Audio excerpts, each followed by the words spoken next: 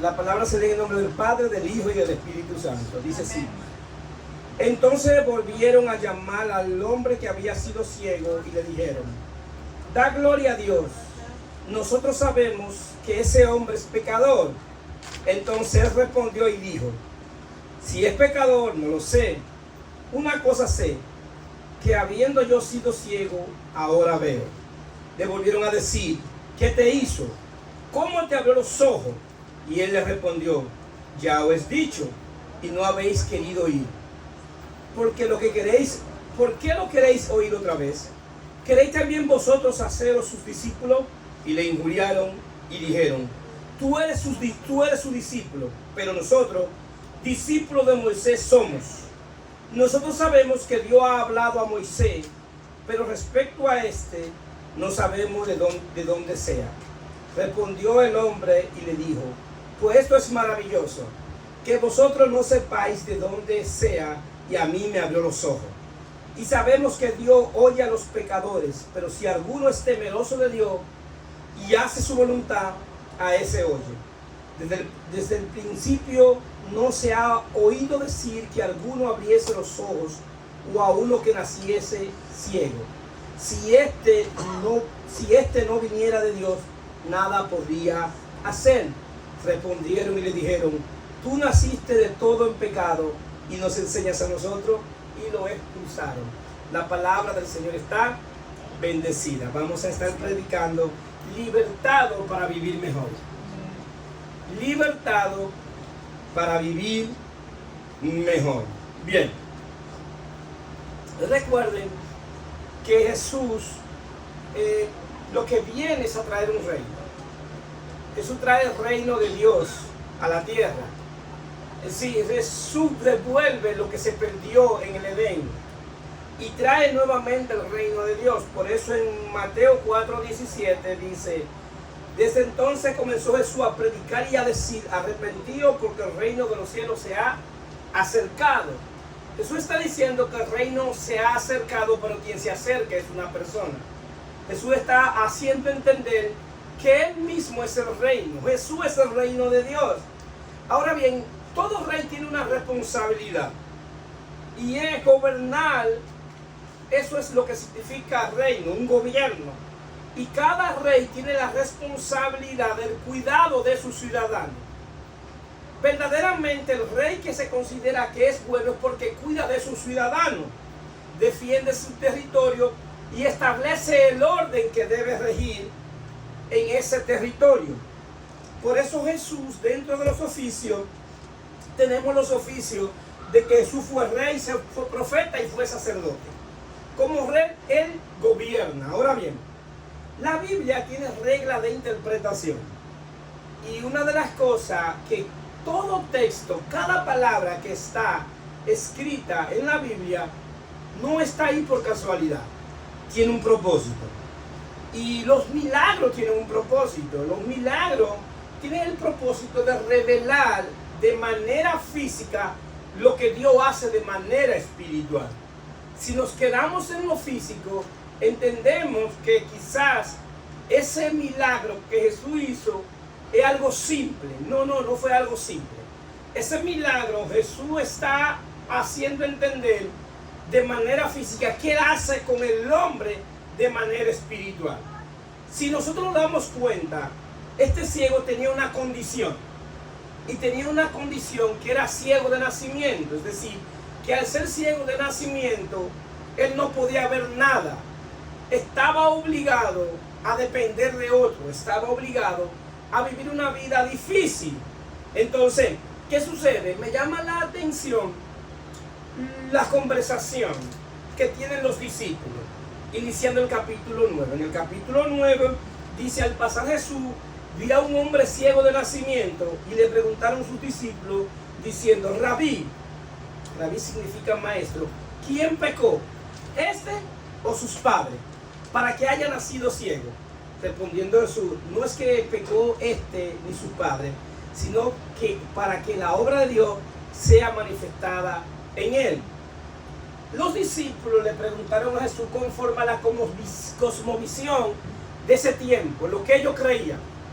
Ellos creían que todo defecto físico, cada situación que cada hombre tenía, era consecuencia del pecado de sus padres o de ellos mismos. Entonces entendían que al estar ciego estaba en una condición de pecado, él o sus padres estaba bajo maldición.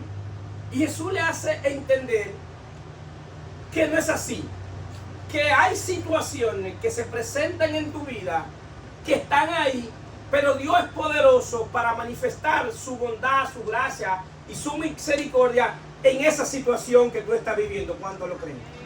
No importa lo que tú estés viviendo hoy, no importa lo que tú hayas vivido, Dios es poderoso para cambiar tu historia. Dios es poderoso para darte una nueva vida, para que tú vivas de una manera diferente. En sí, este ciego tenía una condición muy difícil, porque todo el mundo sabía que él era ciego, pero al ser ciego no podía trabajar, no podía laborar, y tenía que estar mendigando. Y por eso en Juan 9:8 dice, entonces los vecinos y los que antes le habían visto que era ciego decían, ¿no es este el que se sentaba y mendigaba? ¿Por qué? Porque la ceguera que él tenía era una ceguera física, pero todos nosotros nacimos con una ceguera espiritual. Es decir, ese ciego que ustedes ven ahí es la imagen de nosotros mismos. Véanse en ese ciego antes de llegar a Cristo. La ceguera espiritual hace que nosotros tengamos situaciones difíciles. Hacen que vengan situaciones a mi casa, a mi familia, a mí mismo de una manera difícil. ¿Por qué? Porque estoy ciego, porque no veo, porque no puedo advertir las situaciones, las consecuencias de la vida que he vivido, de las decisiones que he tomado. Todo lo que nosotros hoy estamos viviendo es el resultado de lo que hemos vivido, en lo que hemos pensado y hecho en el pasado. Muchas situaciones que tenemos hoy es consecuencia de la ceguera espiritual. Esta ceguera provoca humillación. Esta ceguera produce vergüenza. Este ciego estaba humillado, no le respetaban, tenía vergüenza. Entonces, ¿qué sucede? Jesús tiene un reto cuando viene a la tierra. Jesús tiene el reto de demostrar que él decía ser lo que decían las escrituras de él. Es decir, las escrituras decían que cuando Jesús apareciera, la gente que lo viera iba a ver gran luz. Y por eso él se define como la luz del mundo. Entonces, no solamente era decirlo, sino que también tenía que demostrarlo. Él tenía que hacer el milagro para que la gente viera y entendiera que lo que él decía ser, eso él era. Entonces, Jesús se define como la luz del mundo. Por eso en Juan 8:12, otra vez Jesús le habló diciendo, yo soy la luz del mundo, y el que me sigue no andará en tinieblas, sino que tendrá la luz de la vida. En sí, tinieblas significa ignorancia. En el lenguaje bíblico, las tinieblas lo que significa ignorancia. Y todos nosotros, en un determinado momento de nuestra vida, hemos sido ignorantes en algo. Si usted me pregunta de medicina, yo le tengo que decir que yo en medicina soy muy ignorante, porque yo no sé de medicina. Y asimismo, todos nosotros en cosas espirituales somos ignorantes. Entonces, ¿qué implica eso? Que nosotros necesitamos el auxilio de Dios, necesitamos la luz de Dios, necesitamos que se nos ilumine el entendimiento, que venga la luz del Espíritu. ¿Para qué? Para poder ver, para poder salir de esa situación, para poder transicionar, para poder entender. Porque esa es la razón por la cual no entendemos, porque el entendimiento está cegado. Y es una obra de las tinieblas. Cegar el entendimiento es una obra de las tinieblas. Las tinieblas hacen lo opuesto a lo que hace Cristo por medio de su Espíritu. Cristo da luz, pero el infierno trae tinieblas, trae ignorancia. Y esa ignorancia, esas tinieblas, traen maldición, traen vergüenza, traen que tengamos que andar con la cabeza abajada. ¿Por qué? Porque vivimos situaciones por la ignorancia. Ahora bien, la obra de las tinieblas define Pablo en 2 de Corintios 4:4. Y dice, los cuales Dios de este siglo cegó el entendimiento de los incrédulos, para que no les resplandezca la luz del Evangelio de la gloria de Cristo, el cual es la imagen de Dios. Las tinieblas quieren cegar el entendimiento. ¿Y cómo lo hace? ¿Cómo ciega el entendimiento? Recuérdense lo que estuvimos hablando en el campamento. Y estuvimos hablando que para tener identidad en Cristo, que es el lema del campamento, es el tema, identidad en Cristo, primero había que tener liberación. Había que ser libre. Un esclavo no puede tener identidad. A un esclavo se le llama por su nombre, se le llama esclavo. El esclavo pierde todos los derechos legales. No tiene voluntad, no tiene decisión, tiene que hacer lo que le diga el amo. Entonces, para tener identidad se debe ser libre. Y hablamos de 3 libertades, de 3 áreas que deben ser libres, que es el área del espíritu humano, el área del intelecto y el área del poder del pecado. Y lo que estamos hablando aquí es lo que hace las tinieblas. Las tinieblas hacen y toman el espíritu de la mente, el que da entendimiento, y lo cega. Y la gente, aún tú diciéndolo, aún con la Biblia en la mano, tú le explicas, y dice, lee lo que dice ahí. Y lo lee y no entienden. Y tú le dices, ¿cómo son capaces de leerlo y no entenderlo? ¿Qué es lo que está pasando si lo lee y no lo entienden? Porque tienen cegado el entendimiento. Y al tener cegado el entendimiento, no fluye la revelación de Dios. Entonces, ahora bien, ¿cómo lo hace y por qué lo hace? La ceguera espiritual es un castigo por no creer en Jesucristo. Es un castigo por no creer en Dios. ¿Por qué? Porque cuando no se cree en Dios, se tiene lo que se llama la madre de todos los pecados. Y la madre de todos los pecados es la incredulidad. El no creer en Dios, el no creer en su revelación, es la madre de todos los pecados. Por eso Jesús dijo que la luz vino, y esta es la condenación, que la luz vino al mundo y amaron más la tiniebla que la luz, porque su obra eran malas. Entonces, eso se llama pecado de incredulidad. Y de ese pecado nacen los demás pecados. Cuando usted no cree, y creer tiene que ver con lo que Dios ha dicho, lo que Dios es y lo que Dios hace. Eso es creer. Si yo les digo a ustedes algo que Dios no ha dicho y ustedes lo creen, ustedes son responsables de lo que creyeron.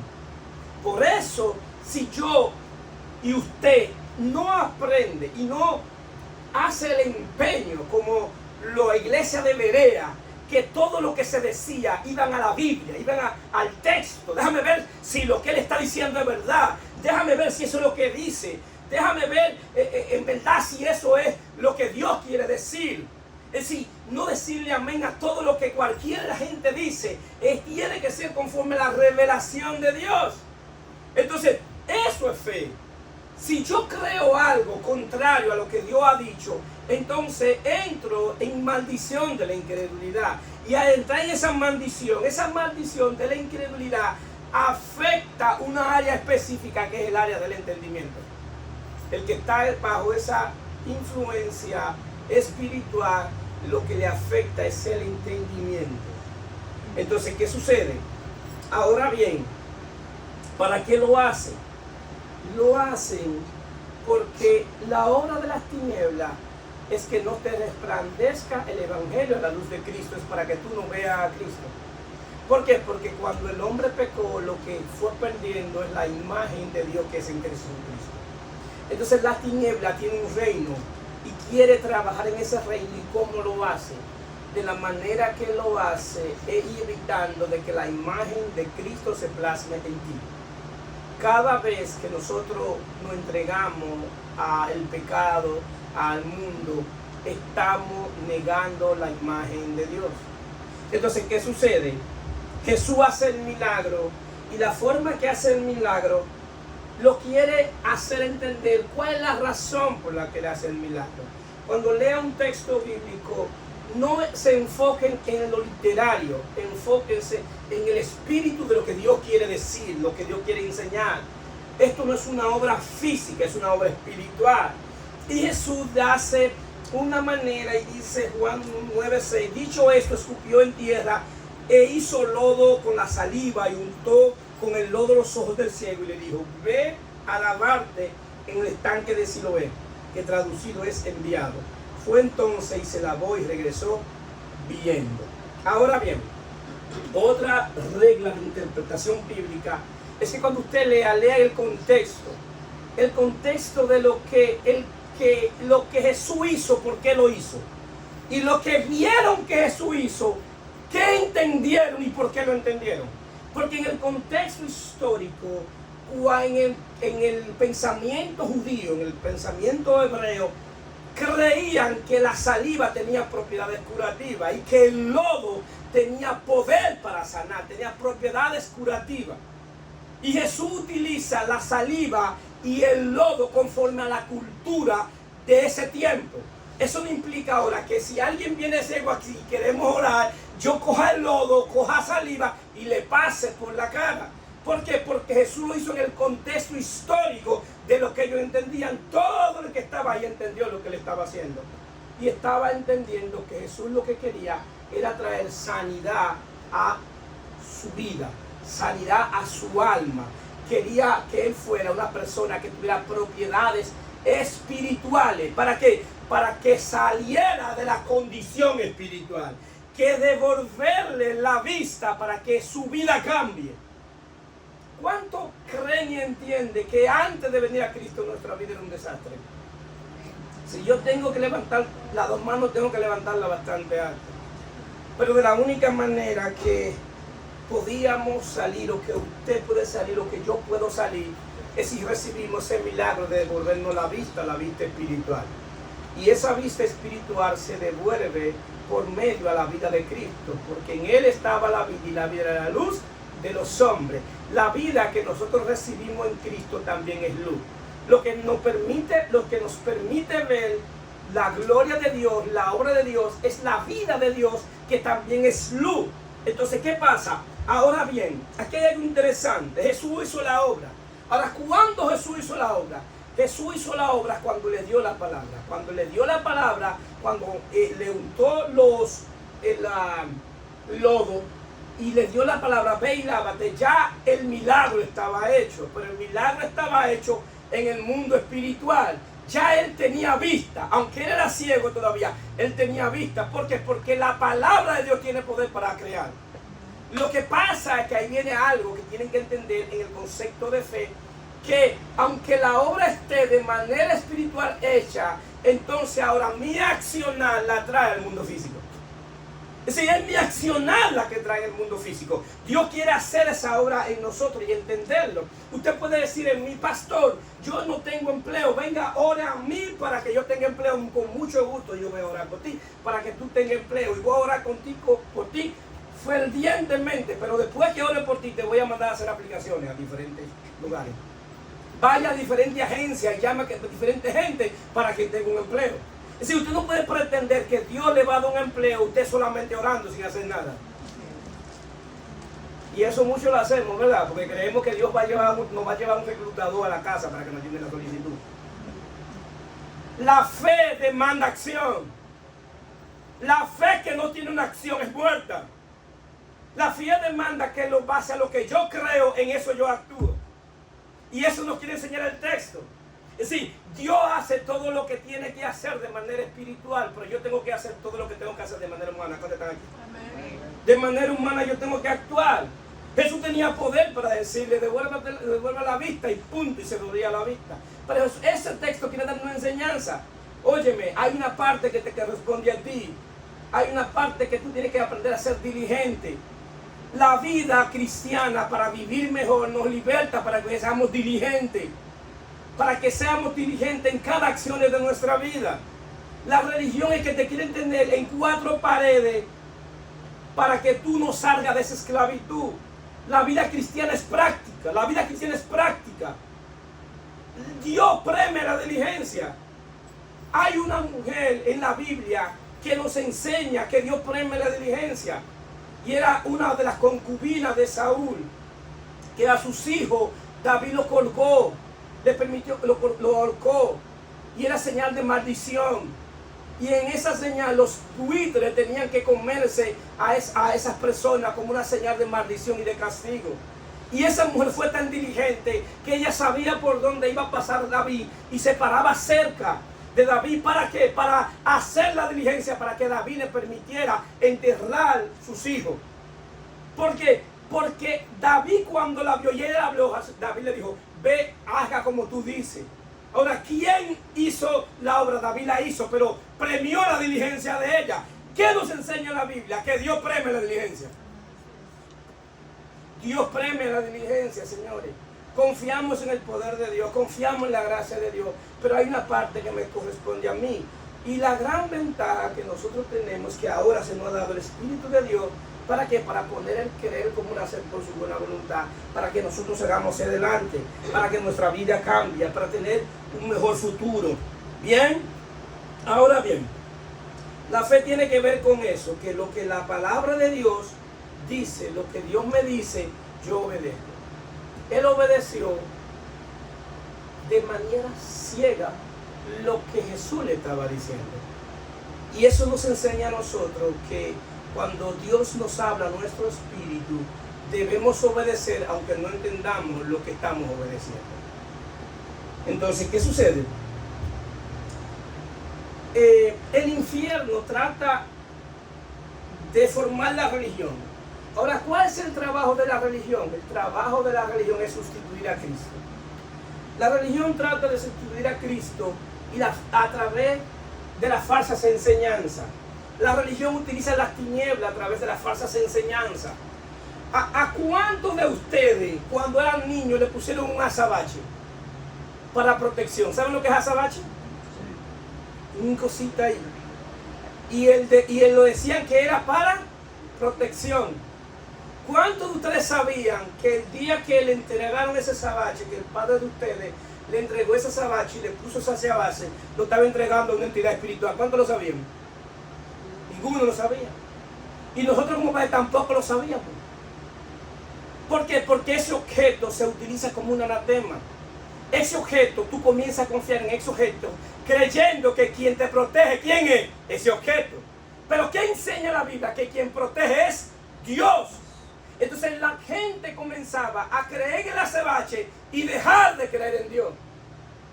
Las tinieblas comienzan a hacer una obra para entregarnos desde pequeño una entidad espiritual. Y así no solamente con un azabache. Hay diferentes tipos de anatema. Anatema es una ofrenda a dioses. Alguien que le ofrenda algo a dioses paganos, a dioses representados en forma de ídolos y de entidades espirituales. Y le dan nombre. Y muchas veces le dan nombre bíblico a esos ídolos. Entonces esos nombres, esos ídolos, esa ofrenda, puede ser una prenda, un utensilio, un objeto, un ídolo. Eso cuando tú lo metes a tu casa, hay una legalidad espiritual de una entidad espiritual. Cada vez que tú llevas un anatema a tu casa, hay una entidad espiritual operando en tu casa para cegar el entendimiento. Pero la Biblia nos enseña. Si leemos la Biblia nos enseña. Y lo que está escrito en la Biblia no está escrito por casualidad. ¿Por qué ustedes creen que Pablo en Efesios, cuando le pedían que oraban por los enfermos, le llevaban un utensilio de los enfermos? Porque Pablo quería hacer entender que lo que ellos tenían que tener era la presencia de Dios en su casa para recibir sanidad y expulsión de los demonios. Por ese objeto que Pablo hace eso, para que en Efesios supieran y entendieran, porque Efesios estaba vendido a la diosa Diana, y la diosa Diana tenía entonces legalidad sobre la gente. Y por eso cuando la gente comenzó a creer, ¿qué fue lo que hizo? Lean el libro de los Hechos. ¿Qué fueron lo que hicieron la gente? Comenzaron a llevar todos los objetos de la diosa Diana para quemarlo, para botarlo. ¿Por qué? Porque tenían que sacar libremente, voluntariamente el anatema. Y yo no puedo ir a sacarle a nadie de esta iglesia su anatema que tiene en su casa. Usted mismo tiene que sacarlo. Porque es su responsabilidad. Es su responsabilidad con Dios. Sí, usted tiene la autoridad, usted lo metió, usted lo saca. Yo voy con usted y oro por usted, usted lo saca. Porque esa es su responsabilidad, sacarlo. Entonces, ¿qué sucede? Aunque ustedes no lo entiendan, eso tiene una legalidad espiritual. Porque usted deja de confiar en Dios y comienza a confiar en eso que usted tiene metido. ¿Y qué afecta eso? El entendimiento. Entonces, ¿qué sucede? El problema es que ponemos la confianza en ese objeto. Entonces usted puede decir, pastor, ¿y por qué usted dice que es una maldición? Usted se está inventando la cosa. Lean la Biblia. Lean la Biblia, la razón de la condenación que Pablo explica en Romano 1. En Romano 1, 18 y 32, y se lo voy a dejar de tarea porque solamente le voy a leer un texto. Hay una maldición que Pablo dice que fueron malditos porque comenzaron a darle gloria a la criatura y no al creador. Y Dios lo hizo maldito en términos espirituales. Y dice así, Romanos 1:21, pues habiendo conocido a Dios, no le glorificaron como a Dios, ni le dieron gracia, sino que se envanecieron en su razonamiento y su necio corazón se enteneció, se llenó de tinieblas. Profesando ser sabios, se hicieron necios y cambiaron la gloria de Dios incorruptible en semejanza de imagen de hombre corruptible, de ave, de cuadrúpedo y de reptiles. Por lo cual también el Dios lo entregó a la inmundicia de su concupiscencia de sus corazones. De modo que deshonraron entre sí sus propios cuerpos, ya que cambiaron la verdad de Dios por la mentira, honrando y dando culto a la criatura antes que al Creador, el cual es bendito por los siglos. Amén. Todo aquel que le da gloria y honra a lo creado entra en maldición. Porque el único que merece gloria, honra y alabanza es nuestro Dios creador. Amén. Es el único que merece gloria y alabanza y honra.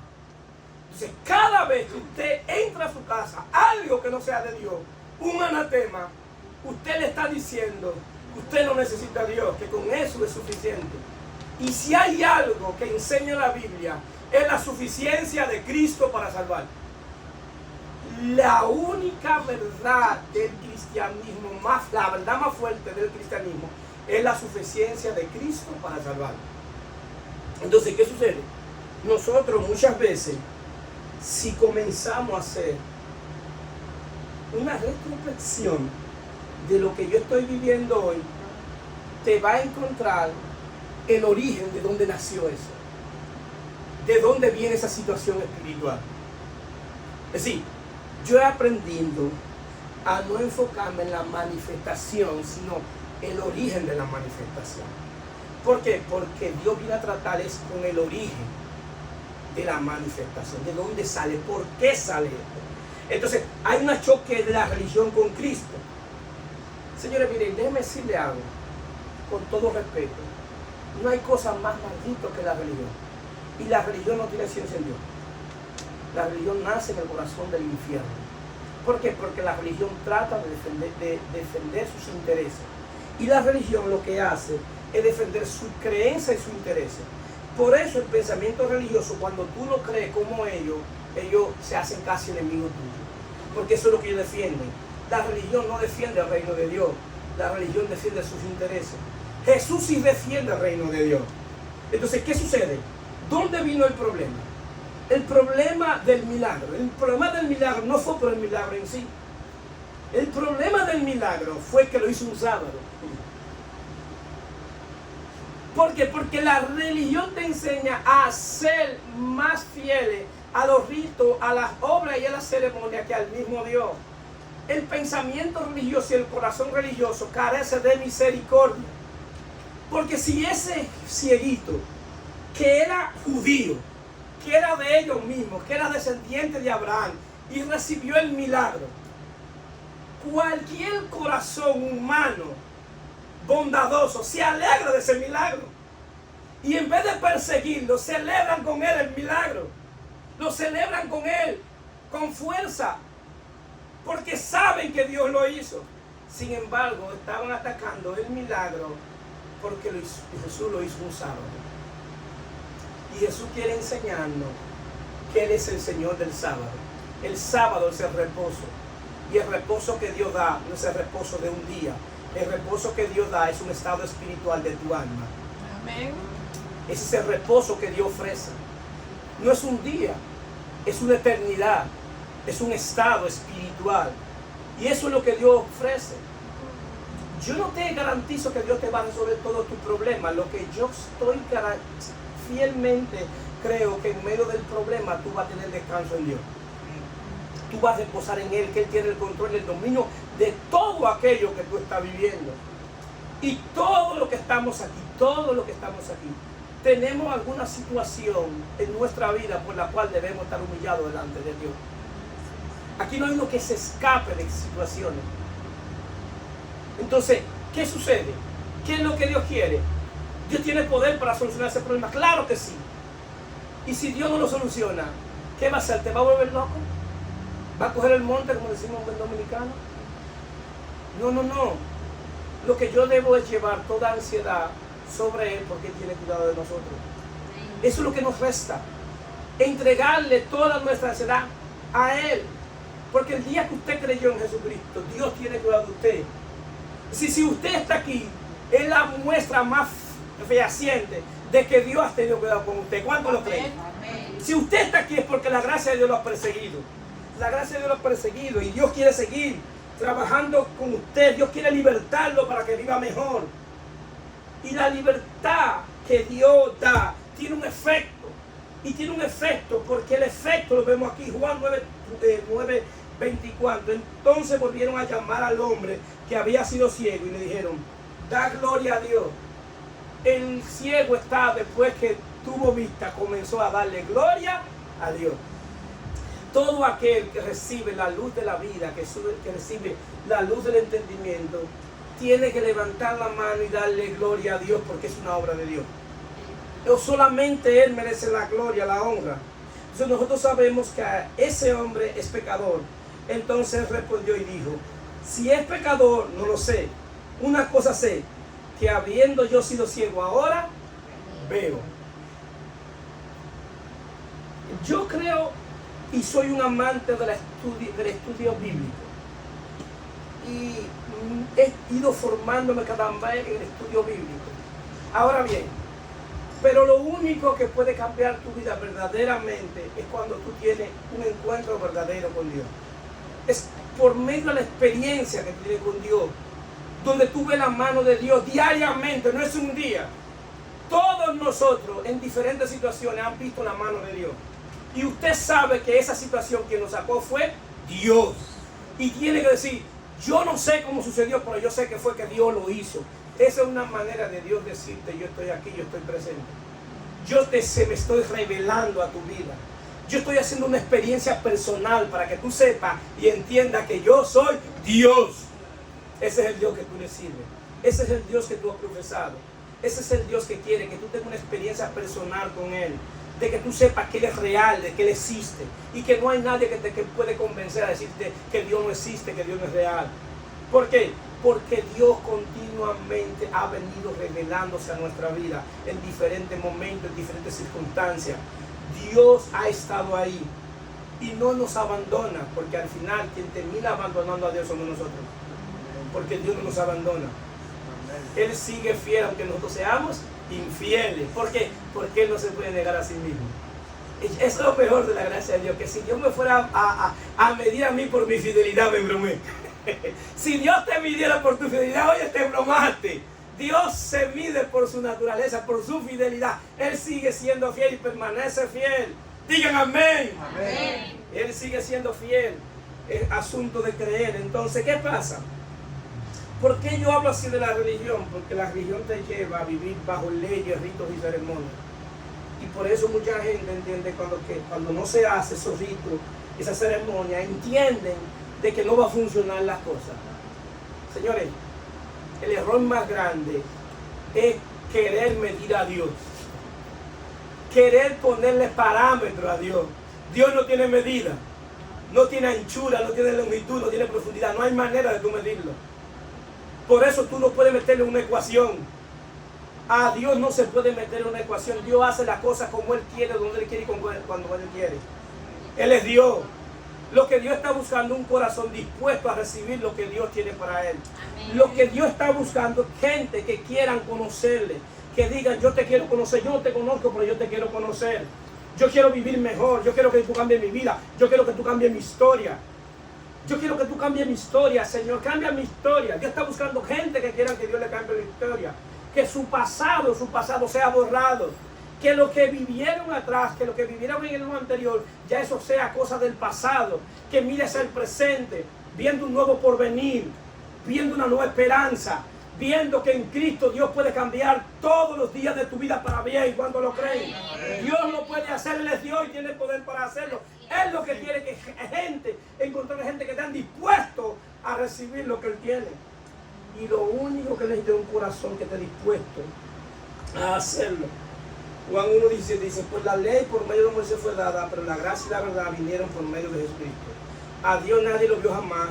El unigénito Hijo de Dios que está en el seno del Padre le ha dado a conocer. El único que puede dar a conocer al Padre es el Hijo. Es el Hijo. Y la gracia vinieron por Él. La gracia y la verdad. Y la gracia es el poder de Dios. Y lo que Dios necesita, que tú creas en su Hijo para que sea libre. La libertad que da Cristo, porque al que al Hijo libertare será verdaderamente libre. Será libre por la fe en Él, para que viva bajo el poder de Dios, bajo la gracia de Dios, para que sea Dios que administre tu vida, para que sea Dios quien enseña tu futuro. Eso es lo que Dios quiere. Y Dios quiere abrirte los ojos por medio de su gracia, por medio de su misericordia. El ciego le dije que ya no era ciego, y si sabemos que Dios no oye a los pecadores, pero si alguno es temeroso de Dios y hace su voluntad, a ese oye. Señores, miren cómo cambia la historia de un hombre. Este hombre, cuando recibe la vista, él vivía mendigando para recibir algo. Pero cuando él recibe la vista, va a la sinagoga a hablar de Dios, a enfrentarse a los fariseos y a los saduceos. Este cieguito no tenía letra, porque al ser ciego, ¿cómo podía leerla? Pero tenía el poder de Dios en el Espíritu. Y comienza a disputar con ellos. A disputar con ellos, porque el asunto, el problema no era el ciego, el problema era la obra de Cristo. Porque la tiniebla no te ataca a ti, sino la obra de Cristo. ¿Y cuánto lo sabían? No es personal, es con Cristo. El problema no es contigo, es con Cristo. Porque la religión quiere atacar a Cristo. Entonces, Él dice una palabra. Y vamos a sustituir la palabra que Él dice, que si alguien es temeroso, Dios y hace su voluntad, a este oye. Y esa es la cosmovisión que hay en ese tiempo. Pero esta palabra ahora es que aquel que se arrepiente, Dios le oye. Todo aquel que se arrepiente, Dios le oye. Y Dios le cambia su historia. Porque la llave para que tu vida cambie es el arrepentimiento. Es cambiar tu manera de pensar. Esa es la llave. No hay nada que se pueda hacer en alguien que no se haya arrepentido. Lo único que hay que hacer es seguir predicando el Evangelio. Porque la llave es el arrepentimiento, metanoia, cambiar tu manera de pensar con relación a Dios. Luego, al finalizar, lo expulsaron de la sinagoga. Porque nadie soportó la verdad que él decía. El ciego estaba diciendo grandes verdades, pero los religiosos no estaban dispuestos a escucharla. Y lo expulsaron de la sinagoga y Jesús lo encontró. Y Jesús le hizo una pregunta. ¿Tú crees en el Hijo de Dios? Y él le dijo, ¿quién es el Hijo de Dios? Jesús le dijo, yo soy el que te hablo. Le dijo, sí creo, Señor, y adoró. Él no solo creyó que Jesús era el Hijo de Dios, sino que también reconoció que Jesús era el Señor. Reconoció que Jesús era el Señor. Para que tu vida cambie y Dios cambie tu historia, Dios te quiere libertar. Y el principio, después de la libertad en Cristo, en el concepto de salvación, es ver a Cristo como tu Señor. Ver a Cristo que ciñe y dirige tu vida y que tú pones tu confianza en Él. Y Él adoró, y adorar es servicio. Está diciendo que Él se puso al servicio de Cristo. Me llama la atención que Jesús lo libertó y no le pidió nada, lo dejó libre. Lo dejó libre. No lo hizo su discípulo. No le dijo, ven conmigo para que todo el mundo vea lo que yo hice. Jesús lo sanó y se fue. ¿Por qué? Porque Jesús hace cosas en tu vida y luego no te pasa la factura de lo que tú tienes que pagarle. Jesús hace cosas en tu vida y te suelta. ¿Para qué? Para que tú decidas servirle. Para que tú decidas servirle. Porque Él te liberta primero, pero debe salir el deseo tuyo de servirle a Él. La libertad es para que tenga el poder espiritual de querer servirle a Él. Si hubiese sido en este tiempo que hacen un milagro, todo el que hizo ese milagro iba a estar colgado en YouTube para que vieran lo que hizo. Jesús no estaba interesado en que vieran lo que había hecho. Jesús dejaba a la gente libre. No le pasaba factura, no le cobraba por el milagro. Pero sí, un corazón agradecido tiene que volverse a Dios y decir: tú eres el Hijo de Dios y también eres mi Señor. Se puede poner de pie. Aleluya. Santo tú eres Dios. Si tú crees que Jesús es eres el Hijo de Dios, si tú crees que necesita a Cristo, y hoy es el día para que tú